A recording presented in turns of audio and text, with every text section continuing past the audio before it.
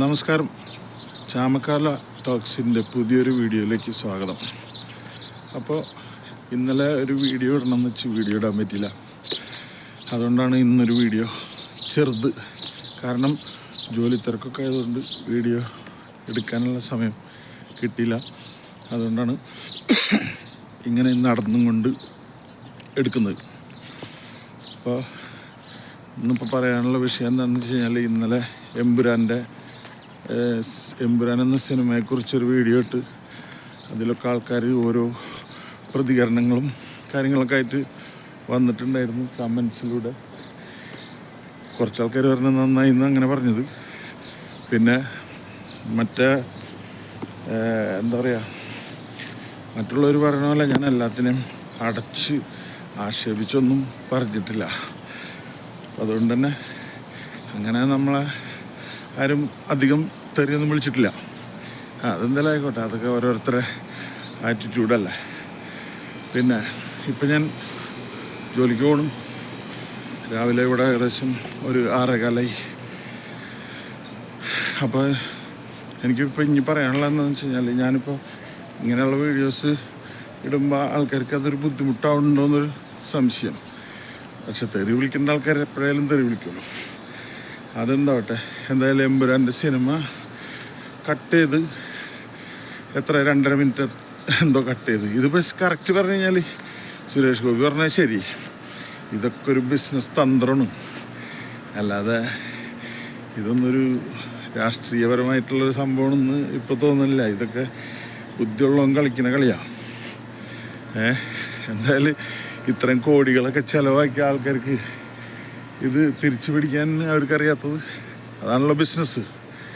അപ്പം നമ്മളിപ്പോൾ ഇത് കാണുന്നവർ ഇപ്പോൾ ഏകദേശം ഒരു 2 ദിവസം കൊണ്ട് അവരിറക്കിയതും ഇറക്കിയതിൻ്റെ അപ്പുറത്തെ പൈസയും അവർ ഉണ്ടാക്കിയിട്ടുണ്ടാവും. അപ്പം നമ്മളാണ് പൊട്ടന്മാർ ശരിക്കും പറഞ്ഞു കഴിഞ്ഞാൽ. നമ്മളിത് കണ്ട് രാത്രി ഉറക്കൊളച്ച് പോയിരുന്നു. എന്തൊക്കെയായിരുന്നു വിവാദങ്ങൾ. അതെല്ലാം കഴിഞ്ഞ് അവർ പോക്കറ്റിൽ കാശാക്കി കഴിയുമ്പോൾ പൊട്ടന്മാരായത് നമ്മൾ ജനങ്ങൾ. അപ്പം ഇതൊക്കെ തന്നെയാണ് ഞാൻ ആ വീഡിയോയിലും പറഞ്ഞത്. പക്ഷെ അതൊക്കെ ഇഷ്ടപ്പെടാത്ത ചില ആൾക്കാരുണ്ടാവുമല്ലോ. അവർ വന്ന് കണ്ട് എന്തെങ്കിലുമൊക്കെ ഇങ്ങനെ പറഞ്ഞുകൊണ്ടിരിക്കും. എപ്പോഴും അവരോ പറയട്ടെ, അത് നോ പ്രോബ്ലം, എനിക്കത് വിഷയമല്ല. എന്തായാലും ഞാൻ ഇന്നലെ പടം കണ്ട്. പടം മേക്കിങ്ങും മറ്റുള്ള കാര്യങ്ങളൊക്കെ സൂപ്പറായിട്ടുണ്ട്. എന്ന് വെച്ച് കഴിഞ്ഞാൽ ഒരു ഇംഗ്ലീഷ് ഫിലിം കാണുന്നത് പോലെ. പക്ഷെ ആദ്യം കണ്ടു കഴിഞ്ഞപ്പോൾ ഞാൻ കൺഫ്യൂഷനായി പോയിട്ടാണ്. കാര്യം എന്താ വെച്ച് കഴിഞ്ഞാൽ, ഇത് ഹിന്ദി പടമാണോ അല്ലെങ്കിൽ ഇംഗ്ലീഷാണോ, എല്ലാം കൂടിയിട്ട് ആകെ ഒരു കൺഫ്യൂഷനായിപ്പോയി. പിന്നെ ശരിക്കും പറഞ്ഞു കഴിഞ്ഞാൽ മോഹൻലാലിന് അതിനകത്ത് പ്രാധാന്യമില്ല.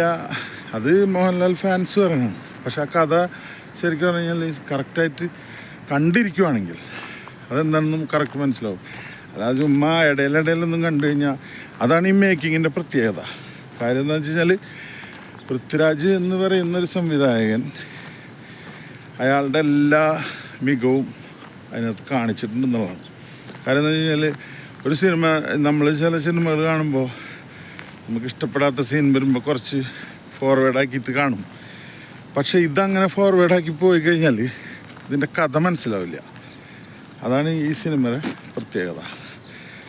അതാണ് ഇതിൽ അഭിനയിച്ച ആൾക്കാർ ആദ്യമേ പറയുന്നുണ്ട് ഇതെന്താണ് ഇതിൻ്റെ കഥ എന്നറിയത്തില്ല. പക്ഷേ ഇതിലറിയാവുന്ന ആൾക്കാർ ഇവർ 3 പേരും തന്നെയായിരുന്നു. പിന്നെ മേജർ രവി സാറ് പറഞ്ഞത് അതെന്തുകൊണ്ടാണ് എന്നറിയില്ല. അതാണല്ലോ ഇപ്പോൾ വിവാദമായിട്ട് കത്തിപ്പടരുന്നത്.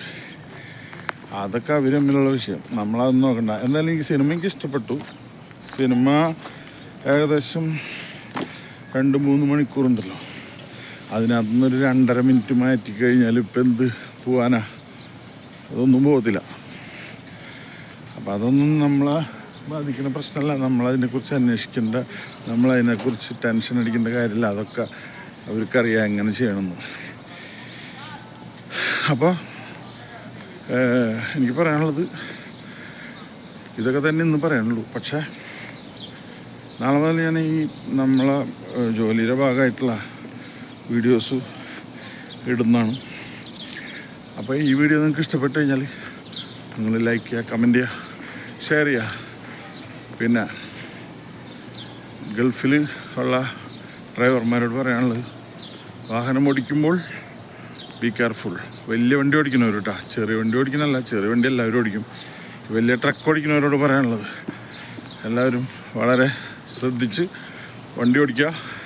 ഉറക്കം വരുമ്പോൾ ഉറങ്ങുക, മറ്റുള്ള കാര്യങ്ങളൊക്കെ വളരെ സൂക്ഷിച്ചും കണ്ടും ചെയ്യുക. അപ്പോൾ എല്ലാവർക്കും നന്ദി, നമസ്കാരം, താങ്ക് യു. ഇതാണ് നമ്മളെ ഏരിയ.